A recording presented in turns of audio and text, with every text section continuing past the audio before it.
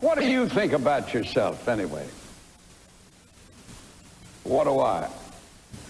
What is your actual, deep-dyed, basic opinion of yourself? What do you think you really are? Are you proud of yourself? Or are you unhappy with yourself? Do you really believe in yourself? Do you believe that you can make something out of yourself in this life? Well, what I want to say is that you are your own best asset. You've heard it said, haven't you, that he is his own worst enemy? And that can be very true. But he is also his own best asset.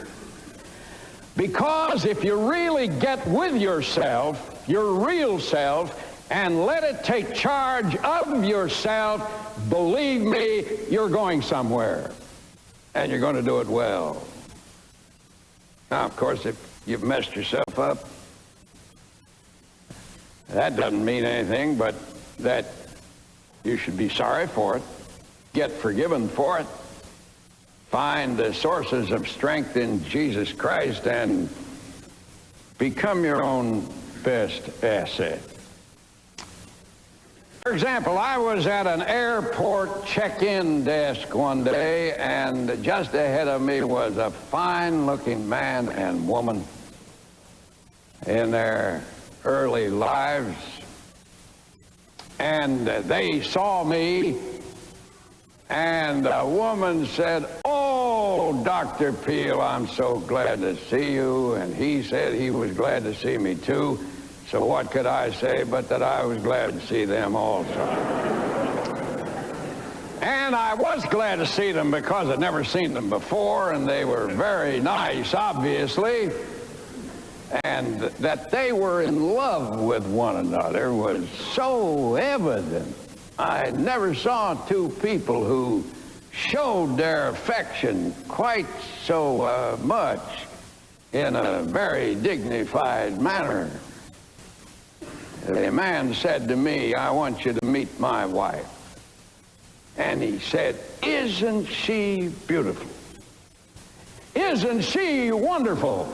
He said, "There is no woman in the world that equals this girl right here." And she beamed all over. And then she said, "And he," she says, "he is the greatest." And I just love him to death. And God brought us together, and then God took us apart, and then God brought us back together again. And now we're together, and we're going to be together the rest of our lives. So we went down to the gate, and he kissed her and said goodbye. And then we got on the airplane, and he sat by me. And he said, "Perhaps you're interested in why we're so devoted to each other." I said, "Yes, it would be interesting to have the rest of the story." He said, "I was the manager of a TV radio station. And I got to running around. I got to drinking a great deal. And there were women got involved. And one night," he said, "I took a woman to a restaurant out of town where we got pretty drunk. And on the way back, I wrapped the car around a telephone pole and broke the lady's hip. And they carted her off to a hospital. And they took me off to the station house. And it got into the newspapers. And my wife found out about it, and my boss found out about it. And he said, "I'm glad to say that the lady finally recovered." But the next day, the boss called me into his office, which wasn't in our place of business, but was in a big bank building.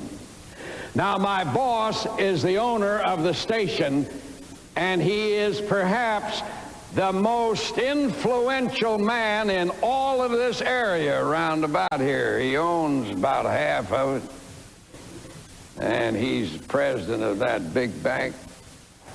So he said he called me in, and he said to me, "Fred, I read about what you did. I'm disappointed in you, son. But you know, son, I still believe in you." Now, he said, "I've got to let you go. I can't have a man that has got the reputation that you've acquired running my TV and radio station. So I've got to fire you. But still, I'm your friend, and I want to help you." Now, he said, "Let's figure out how we can get you started in another business in this community. I don't want you to leave this community. I want you to stay here and rehabilitate yourself among people who know you. Don't run away." So he said, "Now let's examine your assets," which is the way a banker would normally talk. And the man spoke up and he said, "Sir, thank you very much for your kindness. You're a great man." But he says, "I have no assets at all. I have no money. I've run through it. I have no job now that you've fired me. I have no property except what is heavily in debt. I have no assets." And the banker said, "Oh, but you have. You have a great asset. And the asset which you have is yourself. You have a good brain. You have a fine personality. You have a potentially fine character. You have yourself, and that is an asset." Well, he said, "I haven't done much with my assets thus far." And the banker said, "That's true, but I'm going to put you in contact with somebody who can take this asset and really build it up." And he said, "The person to whom I'm going to refer you is a man named Jesus Christ." Now, I said, "Where you've gotten all fouled up is that you've strayed away from him." So he said, "Are you willing to confess that you've messed up your life? And are you willing to begin all over again with me as your friend and with Jesus Christ as your friend?" And the man was so astonished. He knew that this man had a reputation for being very religious. He said, "Yes, sir, I'll do exactly as you say." So the man said, "Well, get down on your knees by your chair." This was in the office of a sophisticated bank building, which shows that religion still operates in this country. We've never outgrown the sophistication of finding your way to Christ. So they both knelt by the chair. The banker prayed. The man prayed. They shook hands. The man was changed from that minute on. He now has a business in the same city in an entirely different line that is very successful. That's why he and his wife love each other. She knew that he had an asset within himself, same as the banker did. In the book of Proverbs, in the 14th chapter, is an astonishing statement that runs like this: "I have understanding. I have insight. I have have strength. So do you. So did he. You are your best asset, no matter how this asset may have been misused up to this point. So you see, the first element in the whole thing is to realize the potential qualities within yourself. Socrates, years and years ago, said, "Know thyself. This is the way to sovereign power." Do you know yourself really? What you really are? So that you believe in yourself. Because in you, down in you, are incredible potentials. Incredible. Astonishing potential. For example, there's a friend of mine. Everybody in this place knows him. He ran a restaurant in a little town in Kentucky. And it was a second-class restaurant, although he tries to make out that it was better than that. But it couldn't have been, anything like some of these $50 a meal restaurants we have around here. They're not quite that, but they're moving in that direction. Anyway, he had a restaurant, and they changed the routing of the highway, which put him on a side road. So he failed. The restaurant went out of business. And that was a total source of his income. And to make it all the worse, he was now 65 years old. So you might say, how are you going to begin again at 65? At 65, you're supposed to retire and not amount to anything anymore. So he was sitting on his porch, rocking in a rocking chair, when the mailman came up the walk and handed him an envelope on the front of which says, "Treasurer of the United States." And he opened it. And there was a $157 check, which was his first payment of a Social Security check. The United States government was now going to support him. So he rocked back and forth in the chair, and he said to himself, "I don't like this. Here I am being supported by the government with $157, and they tell me that as I get older, it'll get larger." So, rocking in a chair, he started to pray.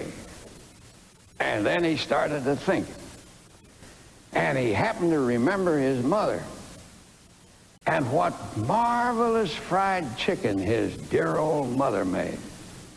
And since he was the oldest of a large family and they had no father in charge of the family, the mother had to work in the mill, so she'd get breakfast for the kids and she would have him get lunch and dinner for the kids. And she taught him a marvelous formula of fried chicken. So he said to himself, maybe I could do something with Mama's fried chicken formula. So he got out his battered old car and he went all around the little towns in Kentucky with the proposition that I've got a formula here for fried chicken that's really out of this world. And if you will buy it from me, you pay me so much on every chicken that you use as a royalty. But nobody in Kentucky would buy the idea. So he then went to Tennessee, and nobody in Tennessee'd buy the idea. So he went all across the Mississippi River and never got a single person who would buy the idea till he got to Salt Lake City. And there he met a restaurant man who said, well, you know, maybe the Mormons out here would go for Kentucky Fried Chicken. And he sold him the idea. The name of the man, as you undoubtedly know by this time, is Colonel Harlan Sanders. who is now 88 years of age, and an institution in this country. He always wears white suits. I said to him one day, "Colonel, why do you wear a white suit?" He says, "Because I like a white suit." I said, "How many white suits have you?" He says, 11. I said, "Why 11? He says, "That's because I've got 11. I was with him one day when a girl came up to me in astonishment and she says, "Who's that?" I said, "That's Colonel Saunders." She says, "You mean he's a really alive Colonel Saunders?" I said, "Yes." She said, "I thought he was a statue that stood around in restaurants." 65 years of age and nothing, stone broke. And I've had people tell me, life's gone by, I got to be 65 now, I'm 67 now, I'm 70, I'm getting old, and so forth. Well, you see, what's down inside of you? There might be somebody here who has broiled lobster in them.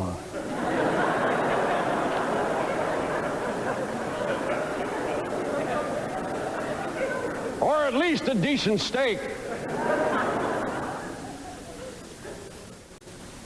I have insight.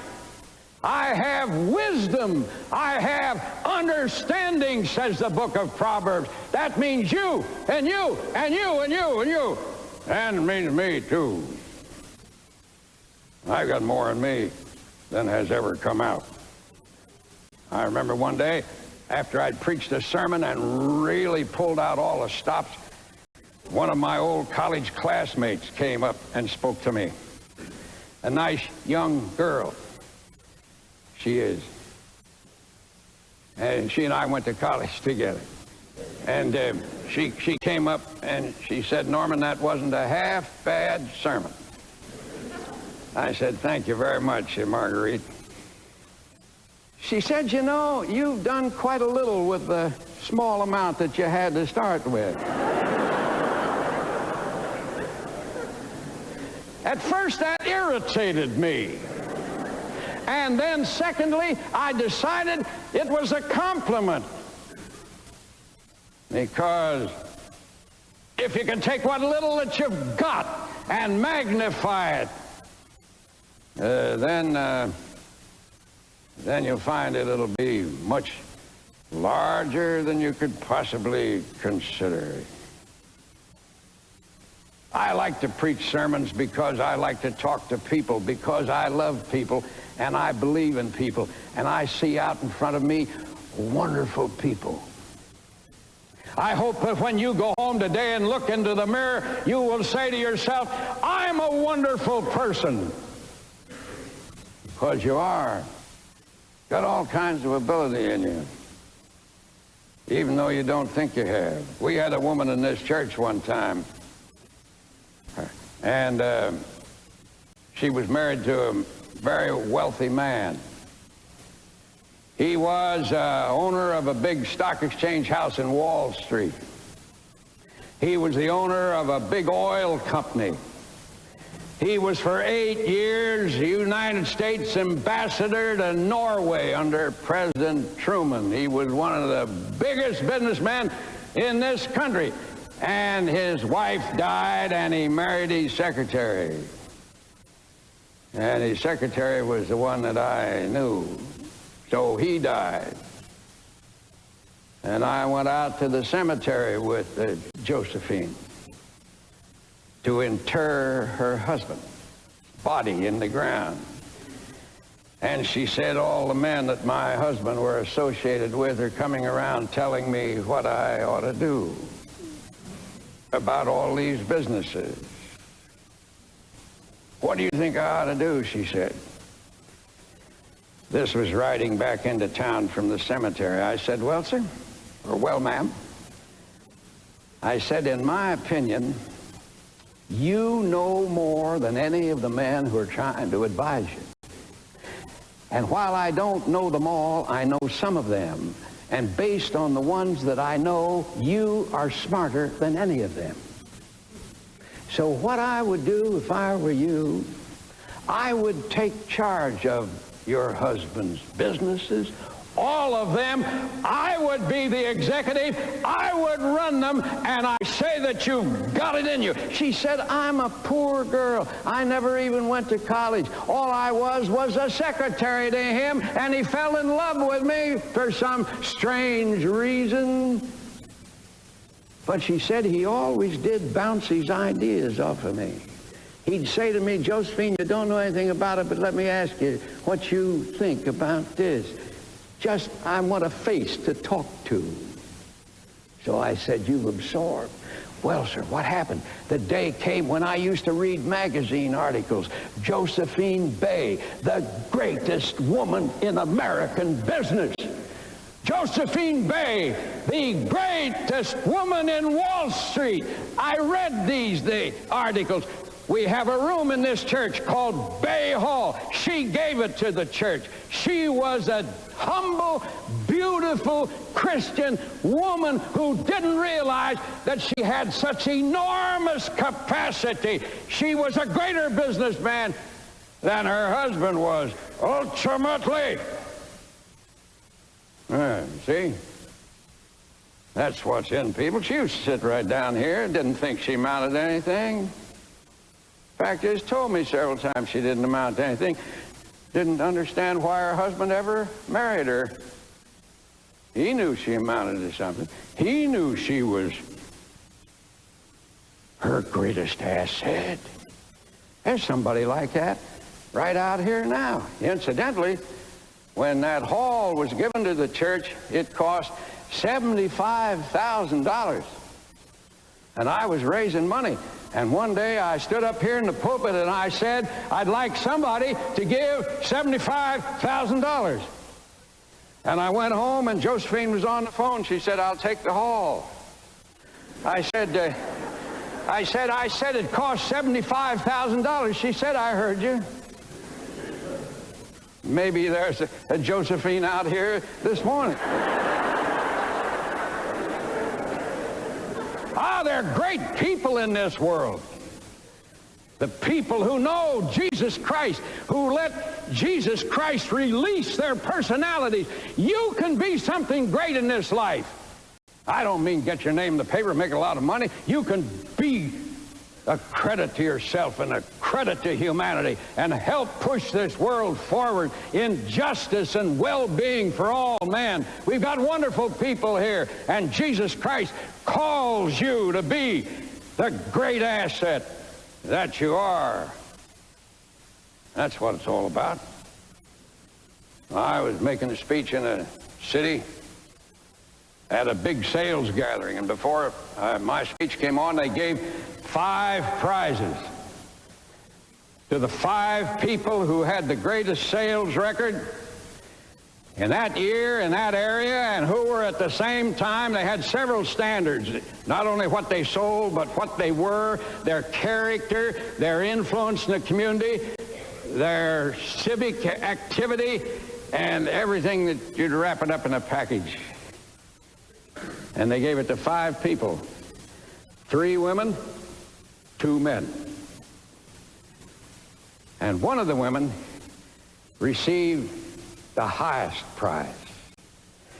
And she was a happy, effervescent, enthusiastic young woman. Everybody loved her. You could see that because when she walked down to the platform, it was tumultuous applause. And they gave her the prize with a magnificent citation about what she meant to everybody, how she helped everybody in the community, how everybody loved her and honored her and so forth.